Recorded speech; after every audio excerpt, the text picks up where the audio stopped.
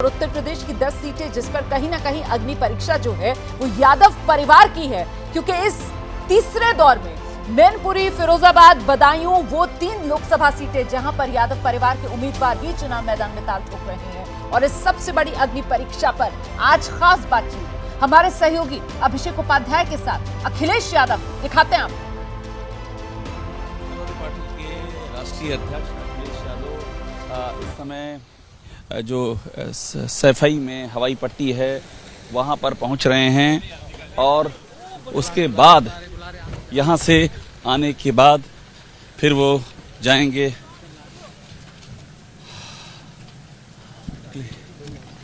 आराम से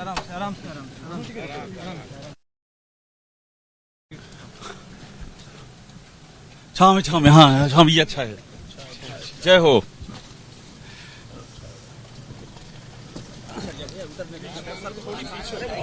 नेता ऐसा ही अखिलेश यादव ने गाड़ी रुकवाई और फिर छांव में गाड़ी लाकर मीडिया कर्मियों से बात करते हुए जगह दीजिए। अखिलेश यादव खास बातचीत हमारे सहयोगी अभिषेक उपाध्याय से कर रहे हैं। सुनते हैं। पहले मैं आया था। नहीं, सीधा लगाओ, ऐसे तीनों लगाओ। ऐसे हाँ चलो। एक बड़ी पांचों इकट्ठे लगा लो तो अलग अलग नहीं। आज जो फेज है वो बहुत महत्वपूर्ण है, ये बताया जाता है। इसमें बड़े फेसेस हैं जो कि इस बार के वोट डाले जा रहे हैं। आपको कितना यकीन है पूरे प्रदेश में? देखिए, जो पुलिस का व्यवहार है और प्रशासन का व्यवहार है वो ठीक नहीं है। ये फेज भारतीय जनता पार्टी को सफाया कर देगा। आप देखिए क्या हालत है, क्यों मारपीट हो रही। देखिए पुलिस क्या कर रही है। पुलिस कहाँ की तस्वीर है मारपीट की? संभल की है।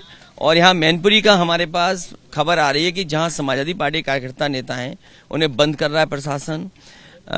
जो मंत्री हैं, उनके जो सहयोगी लोग हैं, परिवार के लोग हैं, वो खुलेआम घूम रहे हैं। अगर ये होगा तो लोकतंत्र सुरक्षित होगा। इसलिए मैं आपके माध्यम से अपील करना चाहता हूं कि लोकतंत्र को बचाने के लिए बाहर आए, वोट डालें, हिम्मत और बहादुरी के साथ मुकाबला करें और वोट डालें। कितनी जगहों से मारपीट खबरें आ रही हैं? जो मारपीट की आप बता रहे हैं कितनी जगहों से? अगर हम कुल मिलाएंगे तो सबसे ज्यादा किसनी में। अभी जो सूचना मिली है, चेयरमैन हमारा करहेल का है, उसको बैठा लिया। किसनी में भारतीय जनता पार्टी के जो प्रत्याशी हैं उनके परिवार के लोग कह रहे हैं कि बेटा घूम रहा है, कोई कह रहा है कोई घूम रहा है। मैंने एसएसपी से बात की है तो एसएसपी कह रहे कि रोक देंगे। और जो वहां का किसनी का कोतवाल है वो हमारे किसी बीजेपी के नेता का रिश्तेदार है। तो आप सोचिए, अगर लोकतंत्र को सुरक्षित रखने के लिए ये करेंगे तो जनता क्या करे। आपने चुनाव आयोग से शिकायत की अखिलेश जी इस बात की, जो गंभीर मामला जो आप कह रहे हैं? आपके माध्यम से और हर स्तर पर शिकायत हो रही है। मुझे उम्मीद है कि इलेक्शन कमीशन ऐसे लोगों पे कार्रवाई करेगा। जो ऑब्जर्वर हैं वो कार्रवाई करेंगे। लोकतंत्र तभी तो सुरक्षित रहेगा जब वोट डालने का अधिकार और वोट डालने का मौका मिले। मौके पे कई हर बार ये कहा गया कि लोकतंत्र खतरे में है, आपके एक वोट के अधिकार को भी छीन लेगी। अगर ये पुलिस को आगे कर देंगे तो आपका अधिकार कहां बचा वोट डालने का। जयवीर सिंह कह रहे हैं कि मंदिर साफ किए जा रहे हैं। आपको लगता है कि ये फ्रस्ट्रेटेड हैं, फ्रस्ट्रेट हो चुके हैं। और फ्रस्ट्रेट इसलिए कि जनता इनका साथ नहीं दे रही है। इतने दिनों से जब से कुर्सी पे बैठे हैं केवल झूठ बोलते हैं। इनकी बातें झूठी निकली, वादे झूठे निकले। इसलिए फ्रस्ट्रेट होकर के ये अपने कार्यकर्ता नेताओं से इस तरह का व्यवहार करवा रहे हैं। ये चाहते हैं रिएक्ट करें हम लोग, लेकिन हम जानते हैं कि भारतीय जनता पार्टी के लोग बहुत चतुर हैं।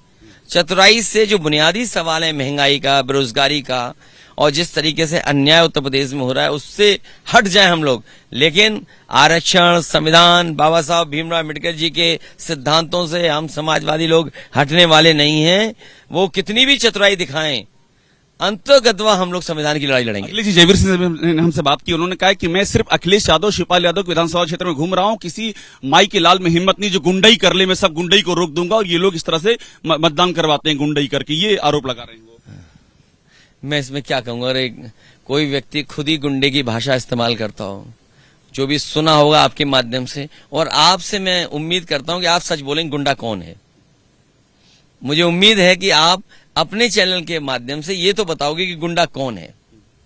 सरकार में रहकर के जो लोग गुंडे कर रहे हैं वो असली गुंडे हैं क्या? विपक्ष के लोग जो केवल अपने अधिकार को, वोट डालने के अधिकार को पूरा डालना चाहते हैं वोट। चुनाव आयोग के रहते हुए सब गुंडई चल रही है, आप ये कह रहे हैं? उम्मीद है कि इलेक्शन कमीशन, ये जो आपसे बातचीत हुई है मंत्री जी की या बीजेपी के नेताओं की, उनके कान आंख तक पहुंचे होगी, शायद वो न्याय दिलाएं। ये बातें जो उन्होंने कही आपत्तिजनक हैं, आपको लगता है ये भाषा की जो आप बात कर रहे हैं और जो आरोप वो लगा रहे हैं? बीजेपी के एक नेता की भाषा खराब नहीं, न जाने कितने नेताओं की कैसी भाषा है और व्यवहार कैसा है। भाषा और व्यवहार आप सब जानते हो। अगर मैं तुम्हें छू लूं तो तुम्हें नहाना पड़ेगा।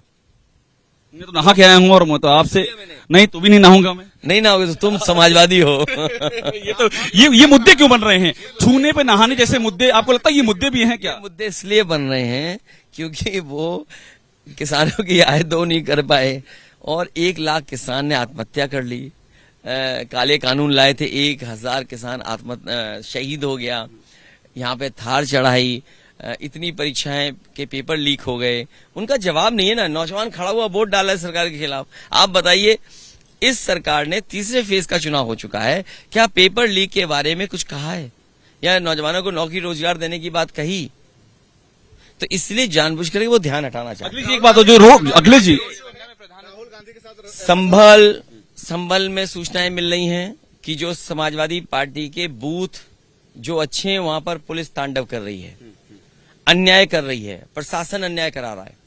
इसी तरह किसनी से शिकायतें आ रही हैं, आपके करहल से शिकायतें आ रही थी और मैनपुरी की तैयारी है शहर में कि बूथ लूटे जाएंगे। बूथ लूटने की तैयारी आप ये कह रहे हैं? बीजेपी के लोगों ने पिछले चुनाव में भी बूथ लूटा थे, तब भी बुरा हारे थे। ये फिर बूथ लूटने की तैयारी कर रहे हैं और मैं आपसे कह रहा हूं, आप भी अपना 4-5 बजे के बाद मैनपुरी पहुंच जाना। बीजेपी के लोग बूथ लूटने की तैयारी कर रहे हैं। इन्फॉर्मेशन है इस बात की, मतलब आपके पास इंडिकेशन आए? पिछली बार भी उनका व्यवहार ऐसा था। सोचिए, पिछली बार भी जिनका व्यवहार ऐसा ही हो, वो इस बार भी वही व्यवहार करेंगे। अखिलेश जी, एक बात मुझे बता दीजिए, आप बताइए, चेयरमैन जितने बैठाए जा रहे हैं थाने में, विपक्ष के लोग बैठाए जा रहे हैं, सत्ता के पक्ष के लोग क्यों नहीं बैठाए जा रहे हैं? क्या मैनपुरी हरवाने के लिए किया जा रहा है? आपको क्या लग रहा है? ये जो पूरा चीजें आप बता रहे हैं, आपने कई सारे उदाहरण गिनवा दिए आपके। छू लिया, तुम जाओ नहाओ जाके। नहीं, मैं क्यों नहाऊंगा? मैं तो उस नहीं, रोड शो नहीं कर रहे हैं, हम लोग एक कार्यक्रम कर रहे हैं। अखिलेश जी, एक सवाल रेवन्ना पे कह रहे हैं कि वापस लाके उनको कड़ी से कड़ी सजा रेवन्ना को दी जाएगी। मैं कह रहा हूं कि उन बुनियादी मुद्दों से मत हटिए। आज बेरोजगारी का सवाल है, नौकरी का सवाल है और जो विश्व गुरु या विकसित भारत का सपना दिखा रहे हैं, पर कैपिटा इनकम क्या है? किसान का गेहूं खरीदा क्यों नहीं जा रहा सरकार की तरफ से? मुनाफा किसको पहुंचाना चाहते हैं? ये सवाल हैं। हम और आप ध्यान न हटाएं। ध्यान हटाने के लिए उन पर समय समय पे बहुत सारे अभिनव हैं उनके पास, जो इस्तेमाल करते रहते हैं। काशी कनेक्शन की बात हुई है अयोध्या में, जो पीएम ने रोड शो किया है। ये धरती माँ है, धरती माँ है। आसमान क्या मुझे नहीं पता। नदी हमारी माँ है, गंगा माँ है, यमुना माँ है, सरस्वती माँ है, इतनी देवी माँ है। अरे ये देश ऐसा ही है कि जिसमें माँ बहुत हैं, लेकिन सच्चाई ये है कि बीजेपी के लोग माँ की कसम खा करके क्यूटो बनाने की बात कही हो। आज माँ गंगा का क्या हाल है, माँ यमुना का क्या हाल है? तो ये आप ध्यान मत हटाइए। जो बुनियादी सवाल है, क्या पर कैपिटा इनकम सरकार ने क्या बना ली, महंगाई कहाँ पहुंच गई, आपका कैमरा महंगा हो गया, आपका ये महंगा हो गया, आप एड लेना भी महंगा कर दिए हो। क्या करें अब? महंगाई का जवाब क्या है इनके पास? तो पर कैपिटा इनकम, महंगाई का, इन्वेस्टमेंट का, इन सवालों में जवाब कब आए? आखिरी सवाल दे दीजिए। जो अयोध्या में पीएम ने रोड शो नहीं, आप मुझे 20 बार छू लीजिए, मुझे कोई दिक्कत नहीं है। जो मैं भी आपको छू लिया हूँ, कोई दिक्कत नहीं, आपको भी नहीं होनी। एक दिन ठीक हो गए। तो अयोध्या में जो पीएम मैं ठीक हो गया हूँ। जो अयोध्या में पीएम ने रोड शो किया अखिलेश जी, आप कह रहे छूने से मैं ठीक हो गया। जो अयोध्या में पीएम ने रोड शो किया अखिलेश जी, ये जो भावनाएं हैं, इनको क्या लगता है इससे इलेक्शन का रुख मोड़ने की कोशिश हो रही है क्या? देखिए, बीजेपी आदि बातें लगातार बीजेपी हारने जा रही है। इस देश की जनता बीजेपी को हराना चाहती है। उनकी हर बात झूठी निकली, हर वादा झूठा निकला और जो आंकड़े उन्होंने दिए हैं वो सब गलत हैं। आप बताइए, उद्योगपतियों के, बड़े लोगों का इन्होंने कर्ज माफ कर दिया।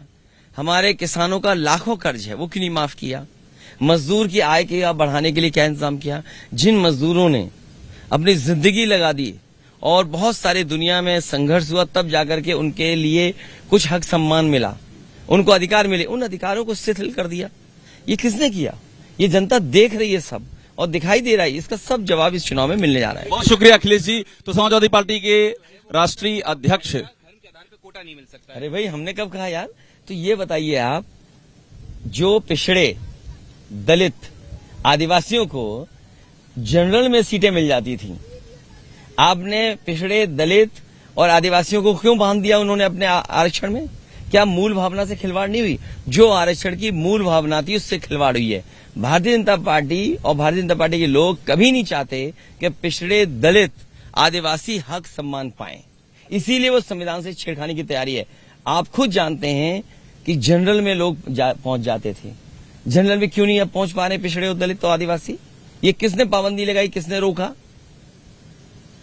अखिलेश जी, लालू प्रसाद यादव कह रहे हैं कि बीजेपी जो है वो भड़का रही है लोगों को और आरक्षण खत्म करना चाहती है। देखिए, आप बताइए, निजी कंपनियां हो जाएंगी, जब बेच दी जाएंगी कंपनियां, तो आरक्षण है क्या?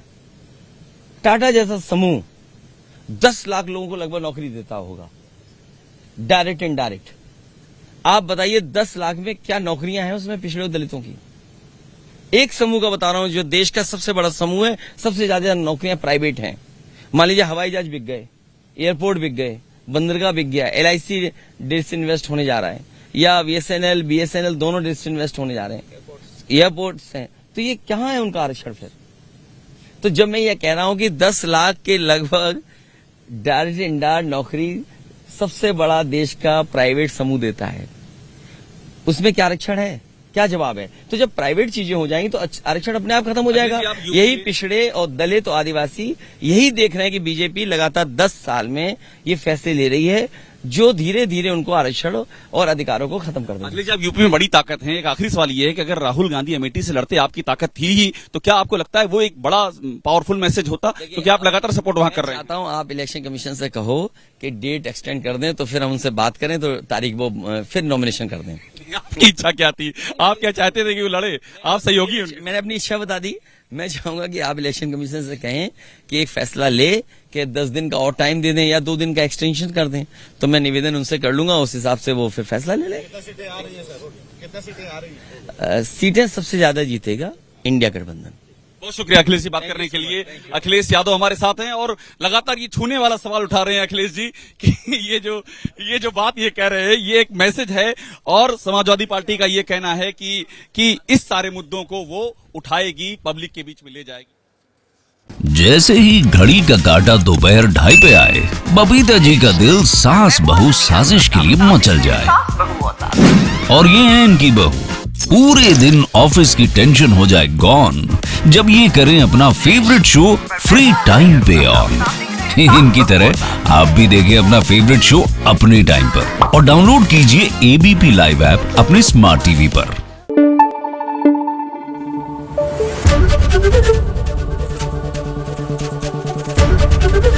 ABP न्यूज आपको रखे आगे।